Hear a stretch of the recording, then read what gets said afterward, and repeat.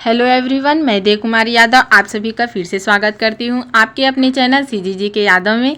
तो आज हम हिंदी से एमसीक्यूज प्रश्न लेकर आए हैं जो कि एग्ज़ाम में आएंगे अभी। ठीक है, तो चलिए प्रश्न की ओर बढ़ते हैं। निम्न में से कौन विषाणु जनित रोग नहीं है? तो इसका सही आंसर हो जाएगा ऑप्शन बी, हीमोफीलिया। ठीक है, चलिए आगे देखते हैं। दूध कमज़ोर स्रोत है। ये बहुत मोस्ट आईएमपी प्रश्न है भाई। तो इसका सही आंसर हो जाएगा ऑप्शन ए, आयरन का। ठीक है, चलिए आगे बढ़ते हैं। मधुमेह निम्न में से किसके ठीक से काम न करने के कारण होता है? तो इसका सही आंसर हो जाएगा ऑप्शन बी, अग्नाशय। ठीक है, चलिए अगले प्रश्न की ओर बढ़ते हैं।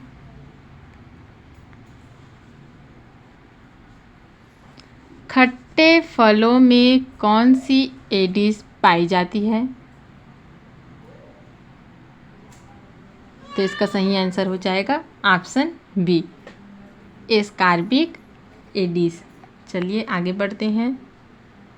विटामिन ई की कमी से होता है। तो इसका सही आंसर हो जाएगा ऑप्शन सी, बंध्यता। ठीक है, विटामिन ई की कमी से होता है। चलिए आगे बढ़ते हैं। प्रोटीन ऊर्जा कुपोषण से प्रोटीन ऊर्जा कुपोषण से बच्चों में दिखाई देने वाली बीमारी कहलाती है।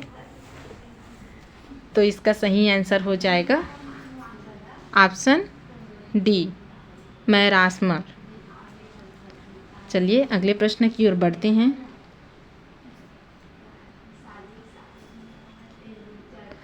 रतौंधी बीमारी किस विटामिन की कमी से होती है? तो इसका सही आंसर हो जाएगा ऑप्शन ए, विटामिन ए। ठीक है, चलिए आगे बढ़ते हैं। एक व्यक्ति से दूसरे व्यक्ति में एड्स फैलता है। तो इसका सही आंसर हो जाएगा ऑप्शन बी, विषाणु से। चलिए अगले प्रश्न की ओर बढ़ते हैं। गर्भवती महिलाओं का सामान्यतः कमी हो जाया करती है। तो इसका सही आंसर हो जाएगा ऑप्शन डी, आयरन और कैल्शियम की कमी से। ठीक है, चलिए आगे बढ़ते हैं। आहार में लौह की कमी से होता है। तो इसका सही आंसर हो जाएगा ऑप्शन बी, रक्त छीणता। ठीक है, चलिए आगे बढ़ते हैं। ऊतकों में जल मानव निम्न की कमी से होता है। तो इसका सही आंसर हो जाएगा ऑप्शन ए, विटामिन B1। ठीक है, चलिए आगे बढ़ते हैं। निम्नलिखित में से किसमें प्रोटीन एनर्जी कुपोषण सामान्यतः दिखाई देता है एवं अधिकतम घातक परिणाम होते हैं?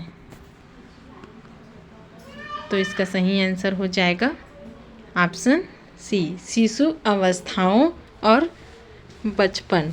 ठीक है, चलिए अगला देखते हैं।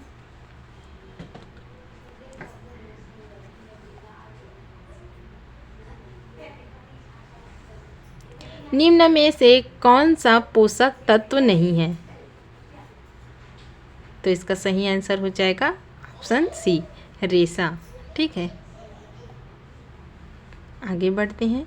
लौह तत्व व फोलिक अम्ल की कमी से होने वाली बीमारी कहलाती है।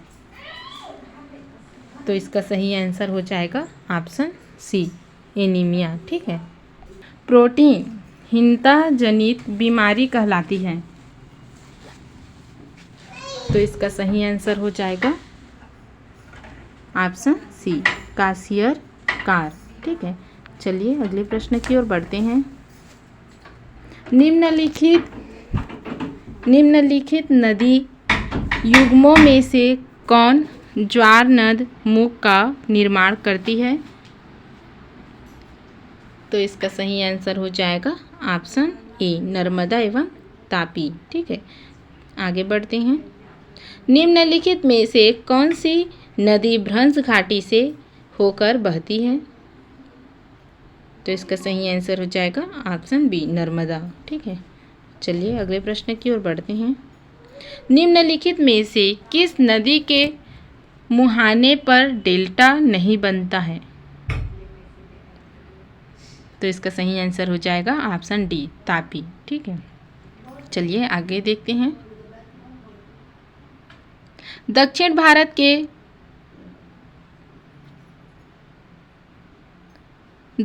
भारत के पठारी प्रदेश को कौन सी नदी दो भागों में विभाजित करती है?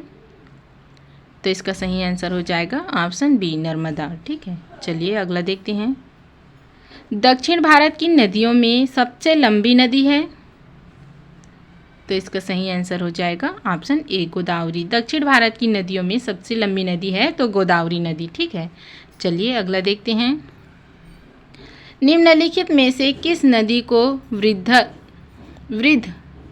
गंगा के नाम से जाना जाता है? तो इसका सही आंसर हो जाएगा ऑप्शन ए, गोदावरी। ठीक है, चलिए आगे बढ़ते हैं। गोदावरी नदी का उद्गम स्थल है? तो इसका सही आंसर हो जाएगा ऑप्शन बी, त्रयंबक गांव। ठीक है, चलिए आगे बढ़ते हैं।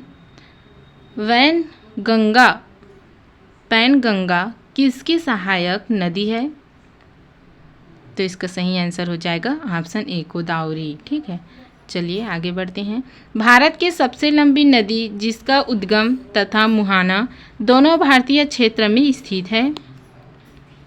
तो इसका सही आंसर हो जाएगा ऑप्शन बी, गोदावरी। ठीक है, चलिए अगला देखते हैं। कावेरी नदी का उद्गम स्रोत है? तो इसका सही आंसर हो जाएगा ऑप्शन ए, ब्रह्मगिरी पहाड़ियाँ। ठीक है, चलिए अगले प्रश्न की ओर बढ़ते हैं। कावेरी नदी गिरती है तो कावेरी नदी किस खाड़ी में गिरती है भाई? तो इसका सही आंसर हो जाएगा ऑप्शन ए, बंगाल की खाड़ी में कावेरी नदी गिरती है। ठीक है, चलिए अगला देखते हैं।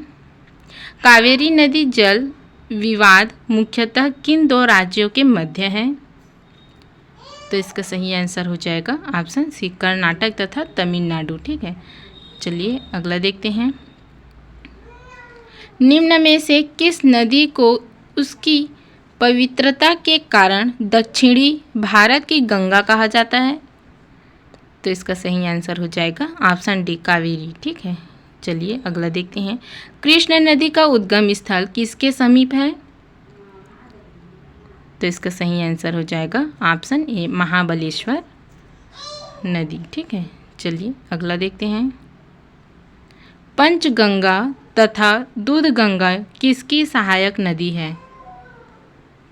तो इसका सही आंसर हो जाएगा ऑप्शन ए, कृष्णा। ठीक है, आगे देखते हैं। निम्नलिखित में से कौन सी दो नदियां अमरकंटक से उद्गमित है?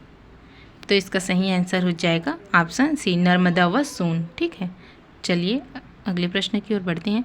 दामोदर नदी निकलती है तो दामोदर नदी किस नदी से निकलती है भाई? किससे निकलती है, कहाँ से निकलती है? तो इसका सही आंसर हो जाएगा ऑप्शन बी, छोटा नागपुर पठार से दामोदर नदी निकलती है। ठीक है, चलिए अगला देखते हैं। निम्नलिखित में से कौन भूमि बंधित नहीं नदी है? तो इसका सही आंसर हो जाएगा ऑप्शन सी, लूनी। ठीक है, चलिए आगे देखते हैं। भारत की सबसे बड़ी वह नदी है? तो इसका सही आंसर हो जाएगा ऑप्शन सी, गंगा। ठीक है, चलिए आगे देखते हैं। विश्व का वृहत्तम डेल्टा निर्मित होता है? तो इसका सही आंसर हो जाएगा ऑप्शन ए, गंगा एवं ब्रह्मपुत्र द्वारा। ठीक है, चलिए अगला देखते हैं। बिहार में बहने वाली नदियों में किसका उद्गम अमरकंटक में है? तो इसका सही आंसर हो जाएगा ऑप्शन बी, सोन। ठीक है, चलिए आगे बढ़ते हैं।